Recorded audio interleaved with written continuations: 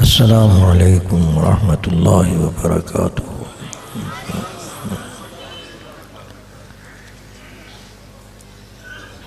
الحمد للہ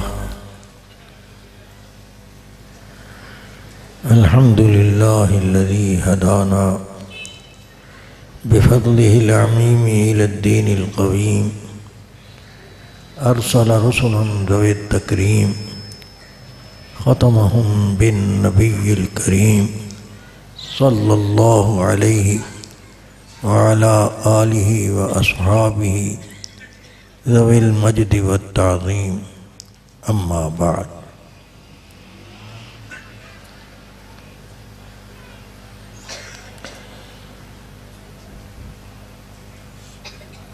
اللہ تبارک و تعالی کا احسان عظیم ہے کہ ہم مسکینوں کو جو سب ایک ہی دین کے پیروکار ہیں اکٹھے کیا ہے اور دینی مجلس میں دین کی باتیں کرنے اور سننے کی توفیق بخشی ہے۔ میرے بھائی حضرت مولانا فاروقی صاحب دامت برکاتہم العالیہ نے مدرسہ اور سکول اور کالج کا موازنہ نہایت خوبصورت انداز میں استدلال کے ساتھ پیش کیا۔ یہ مسکین اس کے بعد ضرورت محسوس نہیں کرتا کہ کسی اور بات کی ضرورت ہو، کہ جس کی ہم ترجیحی بنیادوں پر دینی مدارس کی طرف رجوع اپنی اولاد کے لیے نہ کریں۔ اللہ تبارک و تعالی ہمیں دین کی حقیقت سمجھ کر دین کے ساتھ وابستگی نصیب فرمائے۔ دیکھیں، کل ایک جگہ پر ایک اجتماع تھا، اس فقیر کو کچھ عرض کرنے کے لیے کہا گیا تو دوران گفتگو میرے منہ سے ایک جملہ نکلا، وہ یہ کہ الحمدللہ صحابہ رضوان اللہ تعالی علیہم اجمعین رسول اللہ صلی اللہ علیہ وسلم پر ایمان لائے اور ہم بھی ایمان لائے۔ ان کے ایمان نے ان کو کہاں سے کہاں تک پہنچا دیا اور ہمارے ایمان نے ہمیں وہ ثمر اور پھل نہیں دیا۔ وجہ کیا ہے؟ حالانکہ حقیقت یہ ہے کہ باعتبار مؤمن بھی کے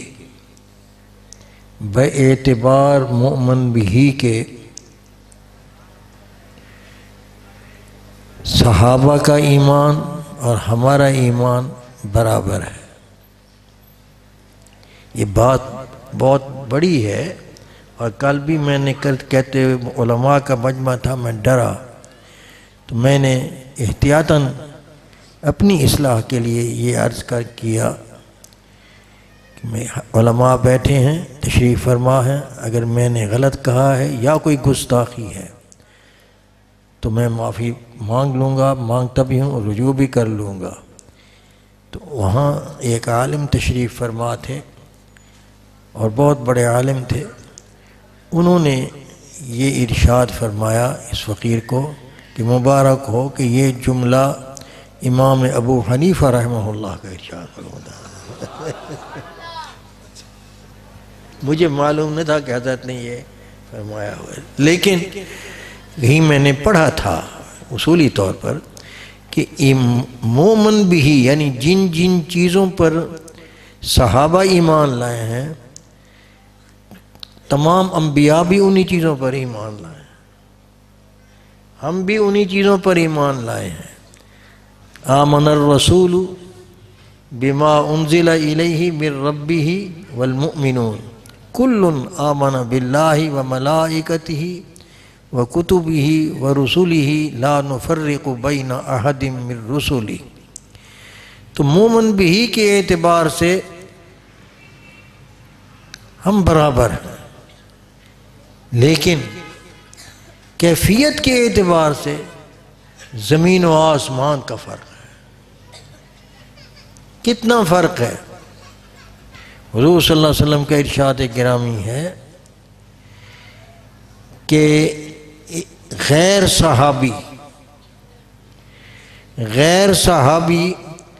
اگر احد پہاڑ کی مقدار سونا اللہ کے راستے میں خلوص نیت کے ساتھ خرچ کرے،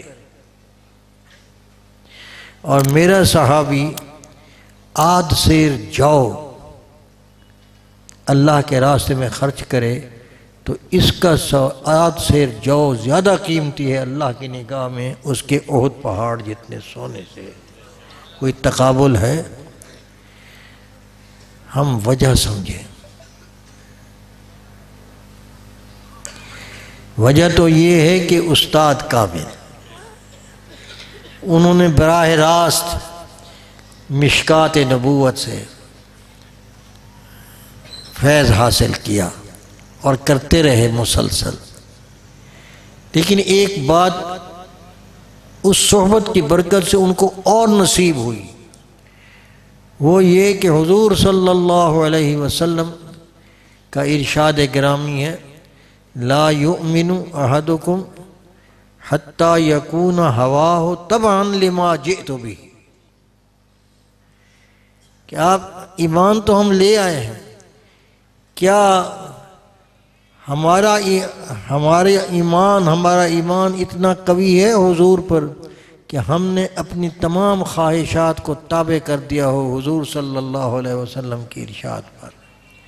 یہ کیفیت ہمیں حاصل نہیں، اور اسی کے حاصل کرنے سے ہی تمام برکتیں حاصل ہوتی، حتیٰ یکون ہواہ تبعا لما جئت بہ۔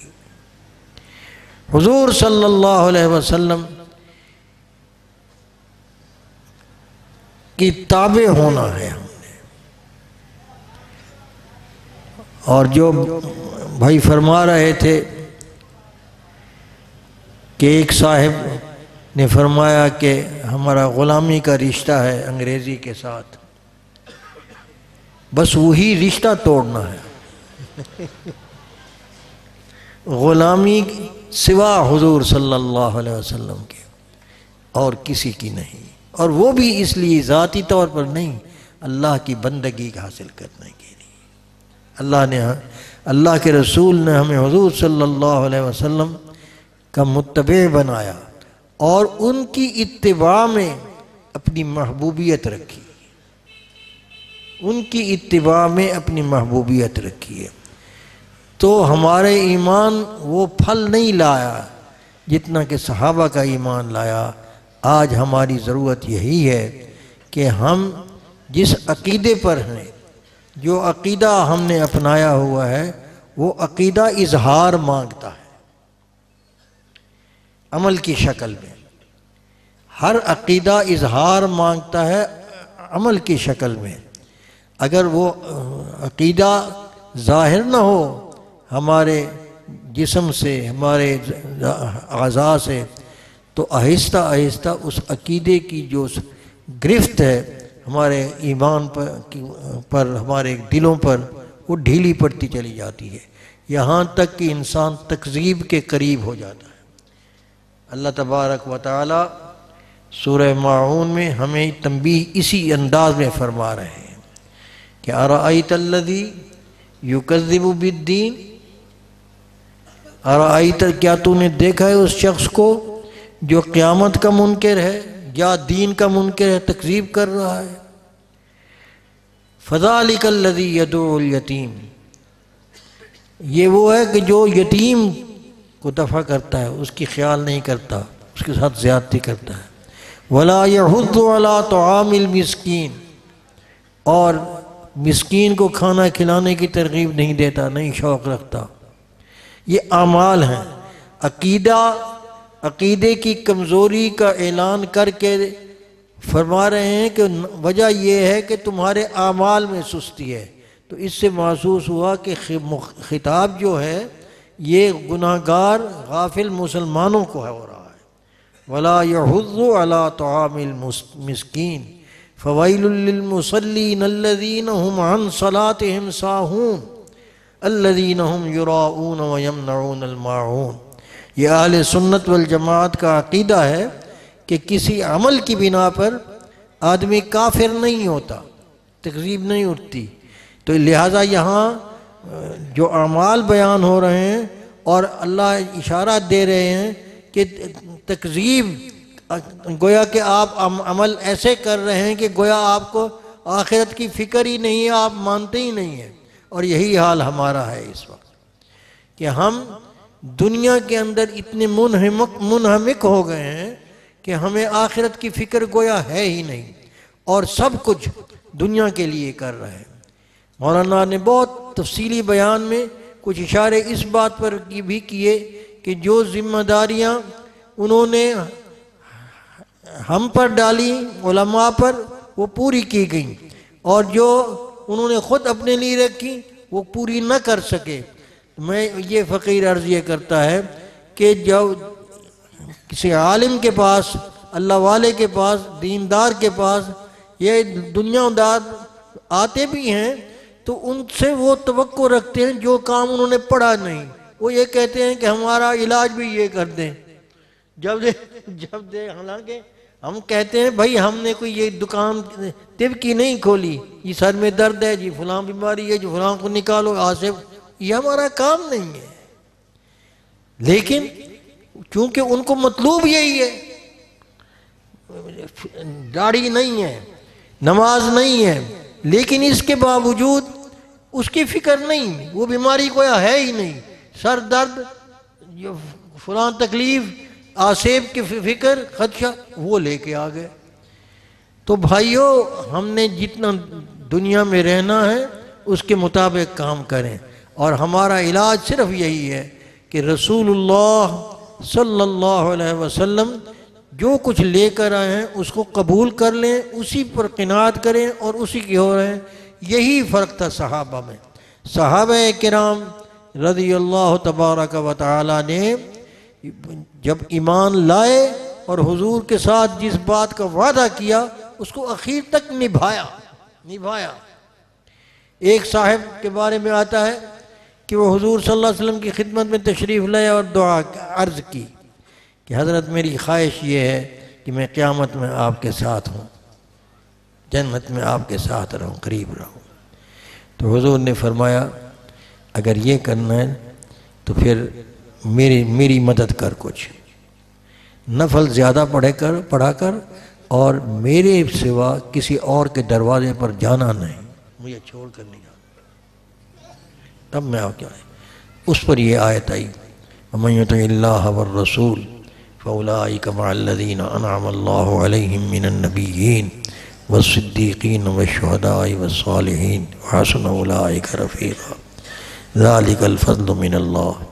تو میں عرض یہ کر رہا ہوں کہ ہمارا عقیدہ درست ہے، ہمارا ایمان درست ہے، اور اہل کتاب ہمیں جو ہمارے ایمان سے ہٹانا چاہتے ہیں تو قرآن نے نشاندہی کی ہے، وہ اس لیے کہ وہ حسد کرتے ہیں۔ وَدَّ كَثِيرٌ مِّنْ أَهْلِ الْكِتَابِ لَوْ يَرُدُّونَكُم مِّن بَعْدِ إِيمَانِكُمْ كُفَّارًا حَسَدًا مِّنْ عِندِ أَنفُسِهِم مِّن بَعْدِ مَا تَبَيَّنَ لَهُمُ الْحَقُّ، حسد کی بنا پر کہ ان کا ایمان درست ہے، ہمارا ایمان درست نہیں ہے۔ تو حسد کون کیا کرتا ہے؟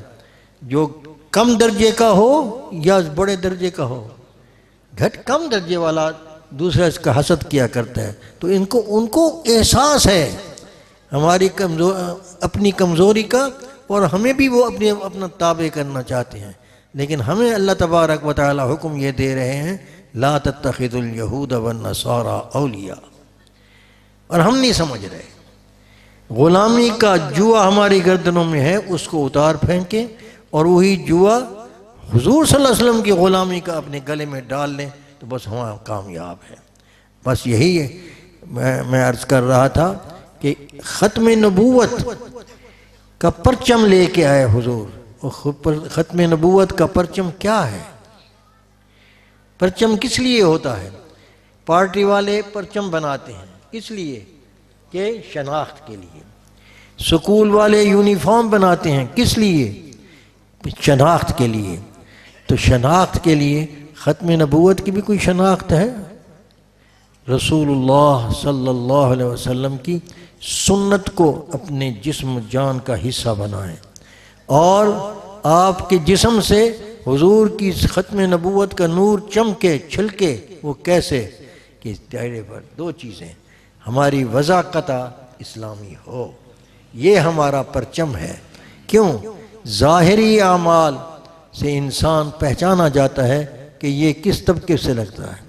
تو اللہ تبارک و تعالی ہمیں نبی صلی اللہ علیہ وسلم کی سنت کے ساتھ پھر وابستگی عطا فرمائے۔ سنت کا سبق قوم کو پھر یاد کرا دو، سنت کا سبق قوم کو پھر یاد کرا دو۔ جو نقش فرنگ آئے نظر اس کو مٹا دو، جو نقش فرنگ آئے نظر اس کو مٹا دو۔ اللہ تبارک و تعالی ہمیں یہ سبق لے جا کر یہاں سے لے جانے کی توفیق عطا فرمائے۔ دینداروں کو، دینی تعلیم کو، مدارس کو نہایت عزت اور احترام کے ساتھ دیکھیں، اپنے بچے ان کو دیں، پڑھائیں، علم حاصل کریں۔ انشاءاللہ آپ کو عصری علوم کی ہم کہتے تو ہیں کہ ضرورت ہے، ہوتی ہوگی، لیکن اتنی بھی نہیں جتنی ہم سمجھتے ہیں۔ دیکھو میں آپ کو یاد کرتا ہوں، کہتے ہیں کہ سائنس، حضرت سلیمان علیہ السلام کو اللہ تبارک و تعالیٰ نے بادشاہی عطا فرمائی تھی۔ انہوں نے جب لشکر کی تیاری کی اور چڑھائی کرنے لگے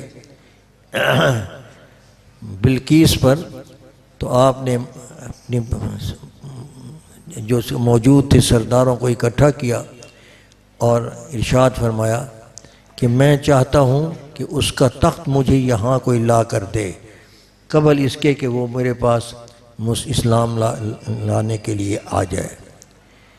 آپ شام میں تھے اور تخت مصر میں ہوگا، کہیں ملک سبا کے علاقے میں کہیں ہوگا۔ وہاں سے ایک آپ کا یہ ارشاد سن کر ایک جن بیٹھا ہوا تھا، جن قال، یہ قرآن کی ذکر کر رہا ہے، قال عفریت من الجن انا آتیک بھی قبل ان تقوم من مقامک، آپ کی مجلس کی برخاست ہونے سے پہلے تک میں آپ کو یہ تخت لا کے دے دوں گا۔ آپ نے فرمایا مجھے اس سے بھی جلدی چاہیے مجھے اس سے بھی جلدی چاہیے۔ تو ایک صاحب بیٹھے تھے جن کو اللہ نے کتاب کا علم دیا تھا، وہ ڈاکٹر نہیں تھے، وہ سائنسدان نہیں تھے، اور وہ سائنس ابھی اتنی ترقی انہوں نے نہیں کی تھی کہ ایک ہی آن جھپکنے میں وہ تخت جہاں کر کوئی جرم چیز آ جائے، پہنچ جایا۔ میسیجز تو پیغامات تو آ جاتے ہیں، لہریں لے آتی ہیں، ابھی تک اتنی ترقی نہیں ہوئی۔ تو انہوں نے کہا میں آپ کو وہ تخت لا کر دے سکتا ہوں، آپ کی پلک جھپکنے سے پہلے وہ پہنچ جائے گا، اور وہ پہنچ گیا۔ یہ قرآن ہے، کوئی قصہ نہیں ہے تو معلوم ہوا کہ کتاب میں سب کچھ ہے۔ اور یہ بات بھی آپ سمجھیں، اللہ نے ہمیں جو کتاب ان کو دی تھی، تمام آسمانی صحف کا خلاصہ اور علوم کا نچوڑ اللہ نے قرآن حکیم میں ہمیں عطا فرمایا ہے۔ تو اس میں بھی زیادہ علوم ہیں اس جیسے، پڑھنے کی دیر ہے۔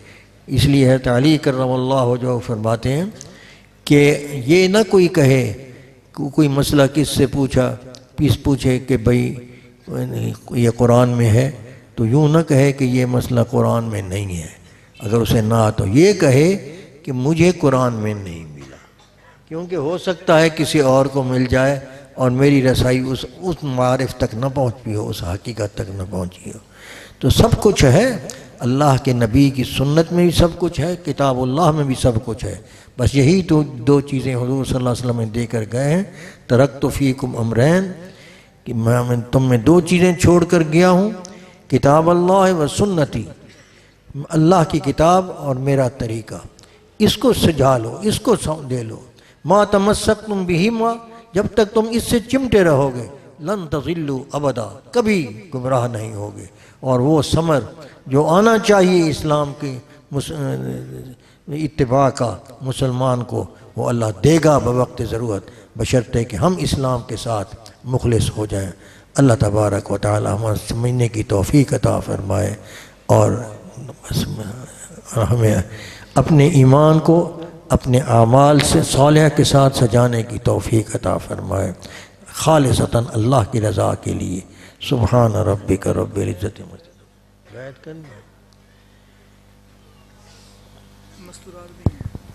بھائی جو احباب بیعت ہونا چاہتے ہیں وہ اپنی اپنی جگہوں پہ ہی تشریف رکھیں۔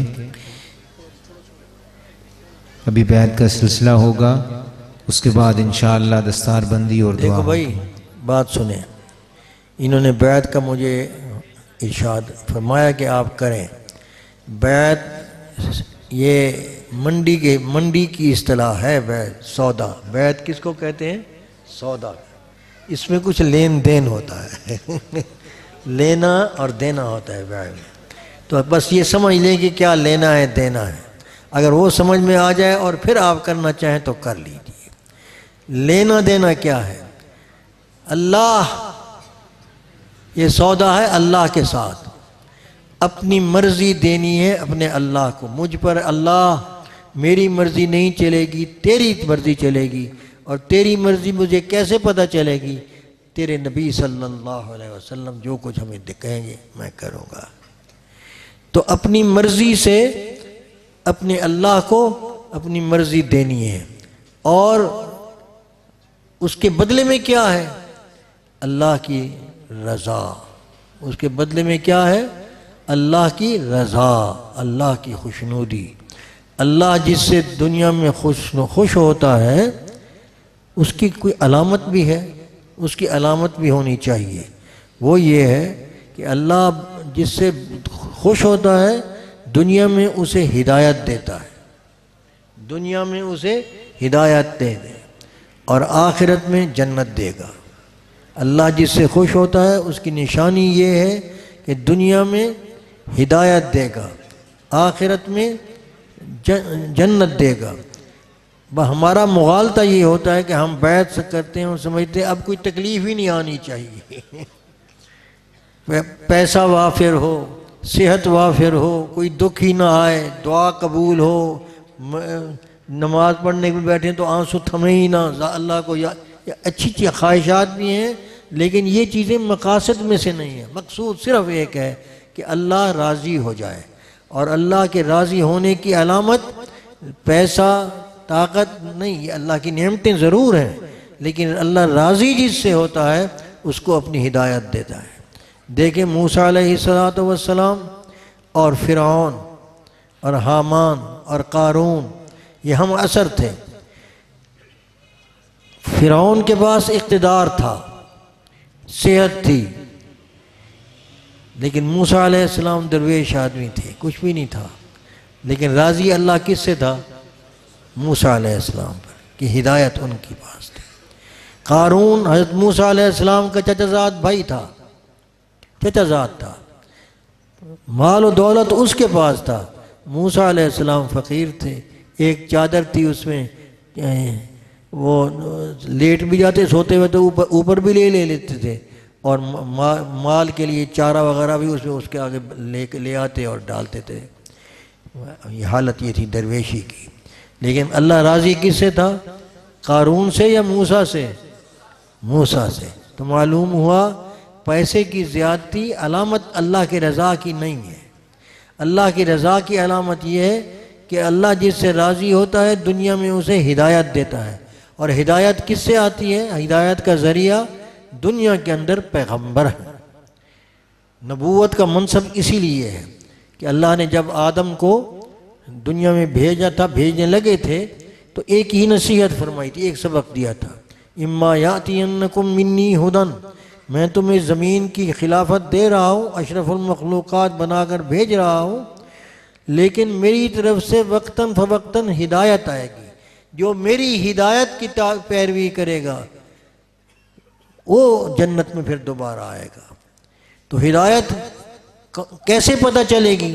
میں تم میں سے لوگ بھیجوں گا جن کی خاص نشانی ہوگی، گناہوں سے پاک ہوں گے، میرے بندے ہوں گے، معزز ہوں گے، جھوٹ اور سے پاک ہوں گے، دیانتدار ہوں گے، اور وہ کہیں گے کہ میں اللہ کا نبی ہوں۔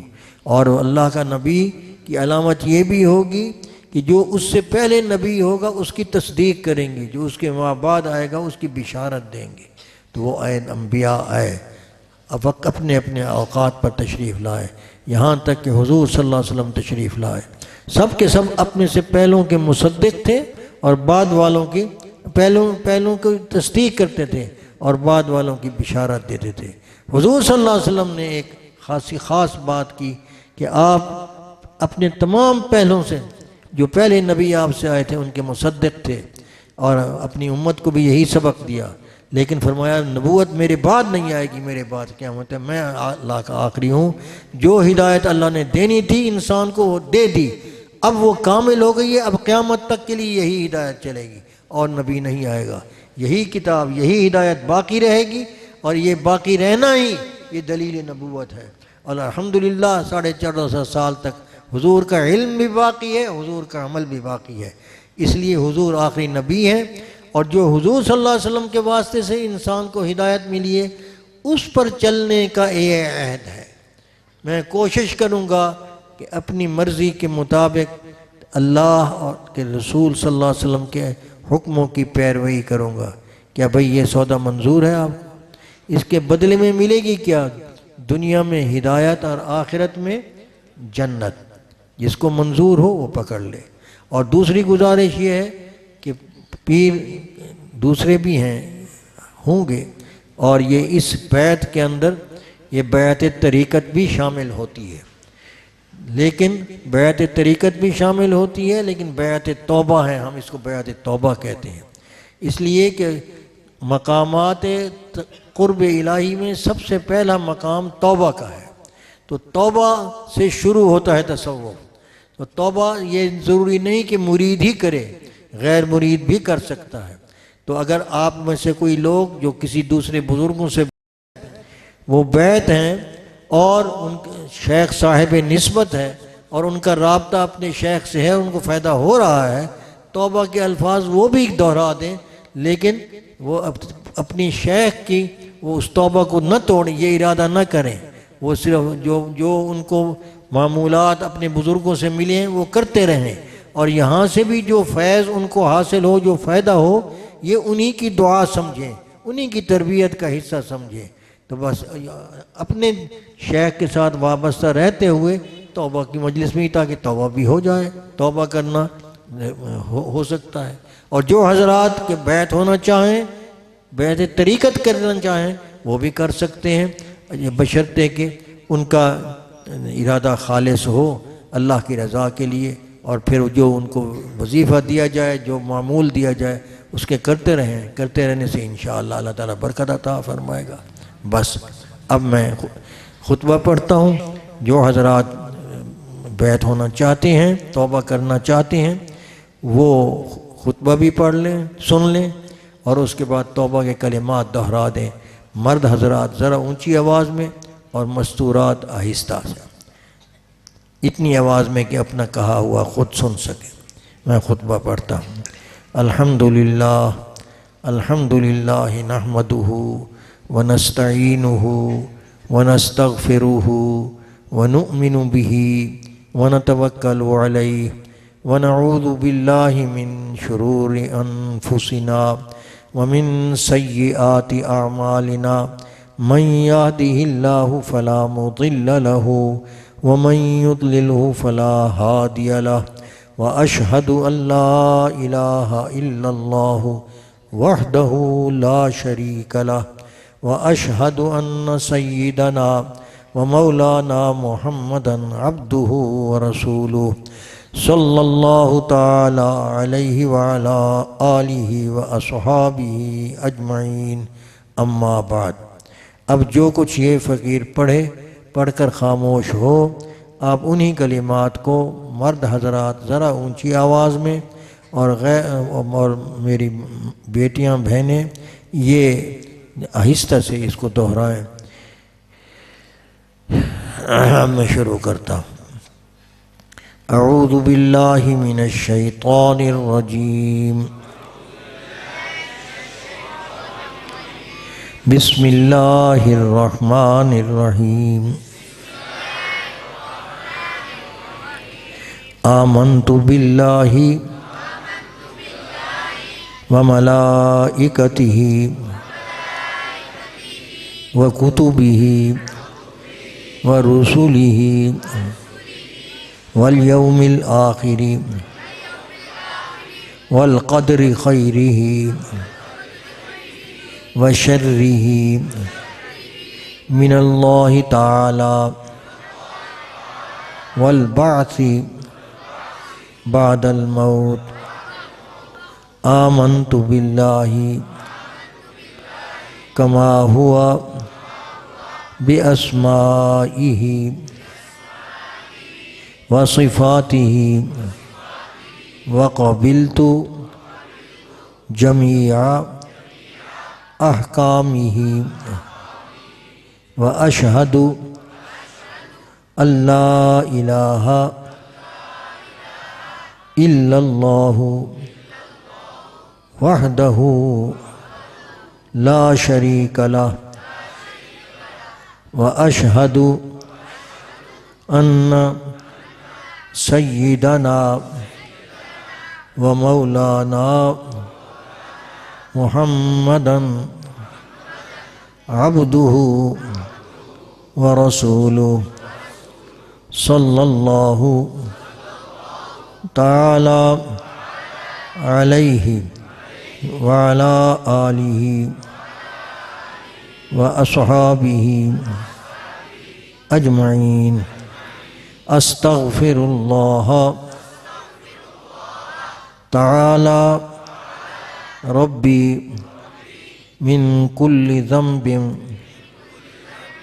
واتوب الیہ. استغفر اللہ تعالی ربی من کل ذنب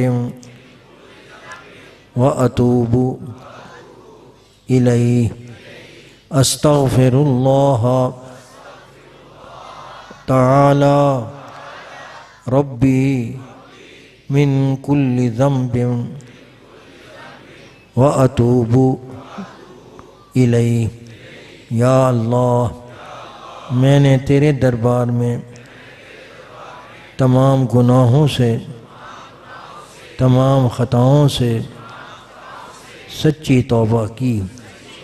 یا اللہ، میری توبہ قبول فرما. یا اللہ، مجھے اس توبہ پر قائم فرما. یا اللہ، میرا خاتمہ ایمان پر فرما. آمین. اللہ تعالیٰ مبارک کرے.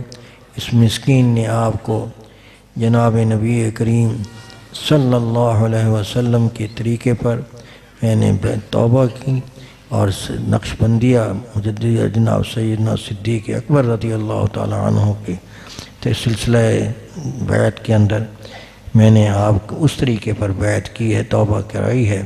اللہ تبارک و تعالی میرے حضرات کی نسبت آپ کی طرف منتقل فرمائے، اور آپ کو اس طریقے پر چلتے ہوئے قرب اپنا عطا فرمائے، اپنی محبت، اپنی معرفت نصیب فرمائے.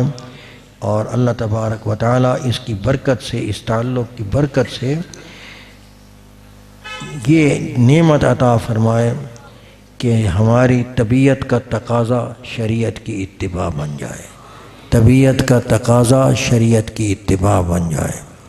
اللہ تبارک و تعالی اسی پر ہمارا خاتمہ فرمائے، اور قبر میں بھی اسی کی برکت سے ہماری جنت کو، ہماری قبر کو جنت کے باغوں میں سے ایک باغ بنائے. اور جب حشر ہو ہمارا تو ہمیں حضور صلی اللہ علیہ وسلم کی اس مجلس میں ہمیں حاضری نصیب ہو، آپ کی معیت میں، جو جماعت بغیر حساب کتاب کے جنت میں جانے والی ہو. اللہ تعالیٰ اس میں ہمیں شامل فرمائے، آمین۔ اللہ تعالیٰ قادر مطلق ہے۔ بس